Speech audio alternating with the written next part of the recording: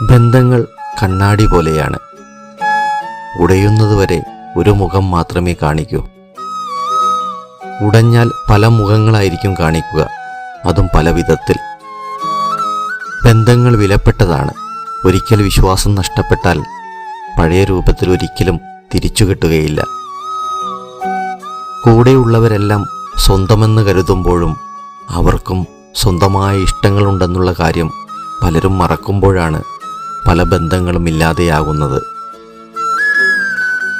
ഒന്നോർത്താൽ നമുക്കറിയാം, ഒരാളുടെ നഷ്ടങ്ങളുടെ ലിസ്റ്റ് മുഴുവൻ മറ്റൊരാളുടെ ഇഷ്ടങ്ങൾ മാത്രമായിരുന്നുവെന്ന്. എല്ലാ ദേഷ്യപ്പെടലുകളും ദേഷ്യം കൊണ്ട് മാത്രം ഉണ്ടാവുന്നതല്ല.